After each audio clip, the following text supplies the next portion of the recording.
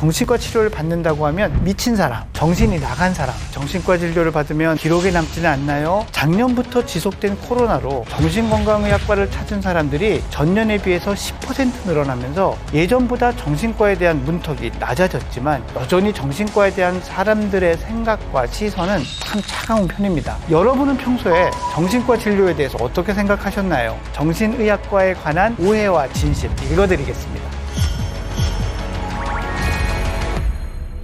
안녕하세요. 정신건강의학과 전문의 노규식입니다. 우리가 몸이 불편할 정도로 이상을 느끼면 주저하지 않고 병원을 찾아가죠. 그런데 정신질환의 경우는 대부분 오랫동안 고통을 참고 견디다가 겨우 찾는 경우가 많습니다. 병원 문턱을 어렵게 넘고도 불안한 눈빛을 하고선 혹시 정신과 진료를 받으면 기록에 남지는 않나요? 걱정을 하십니다. 마치 죄를 지은 사람처럼 병원에 갔다가 아는 사람을 만날까 집에서 멀리 떨어진 병원을 찾느라 애를 먹는 사람들도 많습니다. 왜 사람들은 유독 정신과에 가는 것을 두려워할까요?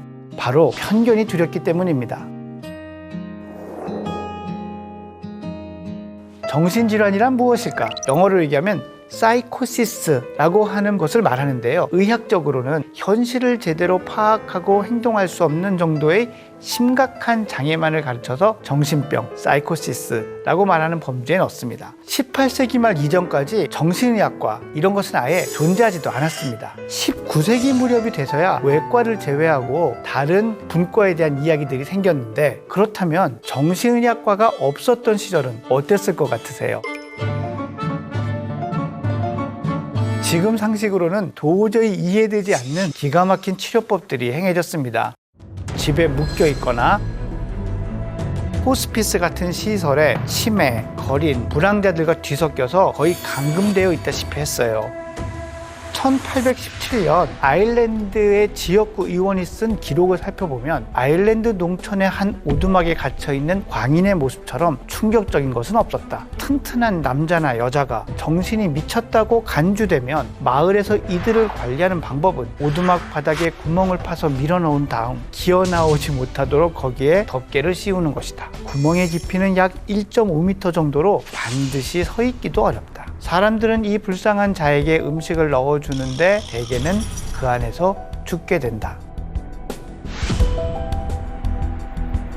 참 마음 아픈 기록인데요. 이게 다가 아니에요. 1870년대에 스위스의 프라이스부르크주의 공무원들이 기록한 실태조사에 따르면 확인된 164명의 정신질환자 중 5분의 1은 냉방이나 광에서 묶인 상태로 오물 냄새에 절어 있다고 합니다. 20세기 전까지 정신질환을 앓는 사람들은 이런 식으로 사실상 처리되다시피 했다고 할 수 있죠. 이 시대에 치료를 아주 하지 않았던 건 아닙니다. 당시의 의사들은 아주 말도 안 되는 뇌수술을 했는데 환자들은 정확한 이유를 설명 듣지도 못한 채로 두개골을 절단당하기도 하고 냉온수 마찰이나 전기 치료 같은 치료법에 희생양이 되기도 했었죠.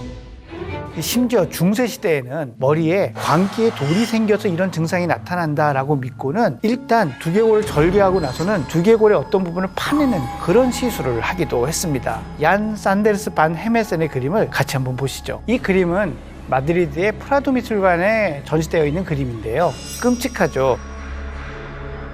이렇게 정신의학이 존재하지 않았던 시기에는 환자들이 제대로 된 치료를 받지 못했을 뿐더러 야만적인 처우를 받았지요. 이후 19세기에 정신병원이라고 할 수 있는 정신질환자의 수용소가 생기면서 정신의학이 독립된 분과로서 대우를 받게 되죠. 하지만 초기 정신병원의 역할은 환자를 치료한다기보다는 수용하는 것에 가까웠어요. 사회에서 격리시키는 역할이 컸던 거죠. 이 당시의 의학적 수준으로는 이것이 최선이라고 생각을 했습니다. 심지어 어떤 곳에서는 환자들을 이렇게 구경시키는, 돈을 들면 환자를 때리고 고문할 수도 있게 해주었다, 이런 이야기도 전해지고 있습니다. 큰 규모의 건물을 지어놓고 담을 높이 친 다음에 그 안에 사람들이 있게 하는 거죠. 이렇게 되면서 정신질환은 나쁜 것, 정말로 걸려서는 안 되는 것이라는 의식이 팽배해지는 겁니다.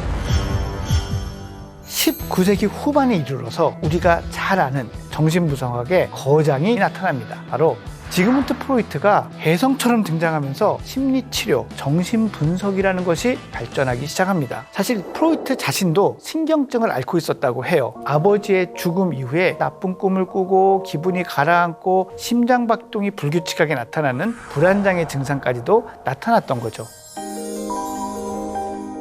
스스로 아주 엄격하고 객관적으로 정신분석을 하게 되는데 꿈의 해석이라는 책을 통해서 이때의 분석들이 발간되게 되죠.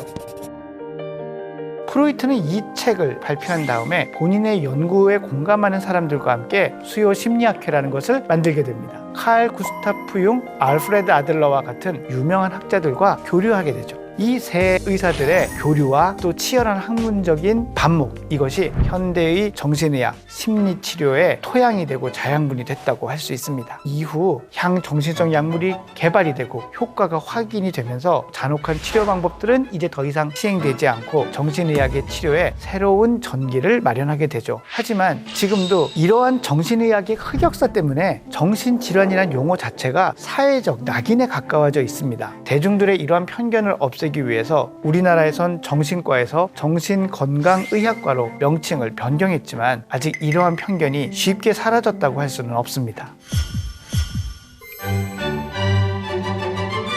그렇다면 정신건강의학과는 위중한 사람들만 가는 곳일까요? 아닙니다. 사소한 불면, 환경 변화로 인한 적응장애, 가벼운 수준의 불안, 우울 등도 의학적 치료로 도움을 받을 수 있고 받아야 합니다. 뿐만 아니라 일상적인 스트레스 관리 또한 과학적 원리에 맞추어서 치료를 받을 수 있습니다. 이 사람은 왜 잠을 못 자고, 이 사람은 왜 사람을 만나지 않으려고 하고, 왜 직장을 오래 다니지 못할까?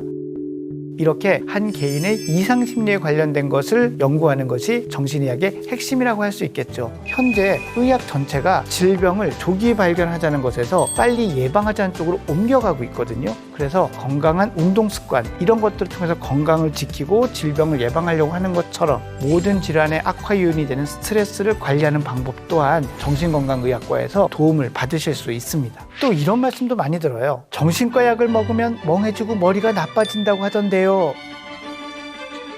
아닙니다. 우선 정신과 약이라는 단어, 이 용어 자체가 두려움을 부르는 용어라고 생각을 해요. 여러분들이 약을 먹을 때 나 내과 약 먹어, 정형외과 약 먹어, 이렇게 말씀하세요. 배가 아파서 그 치료제 먹어, 혈압이 높아서 고혈압 치료제 먹어, 이렇게 얘기하는데 유독 정신건강의학과에서 처방하는 약만 정신과 약을 먹는다, 이렇게 표현하시거든요. 사실 정신건강의학과에서 처방하는 약 중에서는요, 여러 용도의 약이 있지만 대부분 다른 과, 내과나 가정의학과에서 처방하고 있는 약들도 많이 있습니다. 결코 이 약이 취해서 계속 잠만 자게 만들거나 그래서 멍한 좀비처럼 보이는 그런 약으로 만들지 않습니다. 일부 기분 안정제, 수면제, 항불안제 중에서는 몸이 나른해지고 머리가 맑지 않은 느낌을 가지고 올 수 있는 약이 있습니다. 하지만 이들 대부분은 용량을 줄이면 해결될 수 있는 경우가 많고요. 초기에는 그랬다가 얼마 지나지 않아서 다시 회복되는 경우가 많습니다.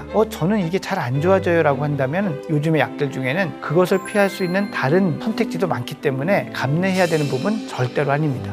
오히려 이 우울증상 때문에 실제로 기억력과 인지 처리 속도가 느려지는 가성치매가 생기는 경우가 더 많습니다. 그러니 약을 먹어서를 두려워할 게 아니라 이 병이 치료가 안 됐을 경우를 더 걱정하셔야 되는 거예요. 정신건강의학과에서 약을 처방받은 다음에 몸에 불편한 게 있으시면 처방해 주신 의사 선생님한테 꼭 이야기를 해주세요. 그러면 그 불편이 최소화될 수 있고 짧은 기간만 지속할 수 있도록 선생님들이 최선을 다해서 여러분들을 도와드릴 겁니다. 또 이런 얘기도 많습니다. 정신과 약은 한번 먹으면 중독이 돼서 절대 못 끊고 평생 먹어야 된다면서요. 절대 아닙니다. 정신과 의사들끼리는 우스갯소리로 그런 얘기를 합니다. 항우울제에 중독성이 있었으면 좋겠어. 이 약을 오래 먹어서 생기는 폐해보다 중간에 일방적으로 중단해서 생기는 피해가 환자분들에게 훨씬 더 크거든요. 그만큼 중독성이 생기지 않는 안전한 약이라는 뜻이죠. 충분한 기간을 복용한 다음에 증상이 회복되고 안정이 되면 담당 의사와 상의해서 적절한 과정으로 약을 끊는다면 부작용이나 다른 걱정될 만한 일들 전혀 없이 약을 끊고 일상으로 돌아갈 수 있습니다. 이런 걱정도 많으시죠? 정신과 진료는 기록이 남아서 앞으로 취업할 때라든지 이럴 때 불이익이 생긴다고 하던데 사실 이것도 절대로 하실 필요가 없는 걱정입니다. 의료 기록은요, 법에 의해서 철저히 보호받고 있습니다. 법에 명시된 예외적인 경우를 제외하고는 외부에 제공할 수가 없습니다. 심지어는 제공을 할 때에도 본인의 동의를 받아야 제공할 수 있습니다. 그렇기 때문에 누가 조회를 해서 이렇게 해서 알 수 있는 기록이 절대로 아니라는 것을 여러분들이 알아주셨으면 좋겠습니다. 정신질환은 우리의 의지나 마음이 약해서 생기는 것이 아니고 몸에 생기는 병입니다. 다른 신체적 질병과 마찬가지로 숨기고 치료하지 않으면 점점 더 악화됩니다. 우리가 이것들을 잘 이해하고 다룰 수 있다면 우리에게 찾아오는 병을 막고 더욱 행복한 생활을 이룰 수 있을 거라고 생각합니다.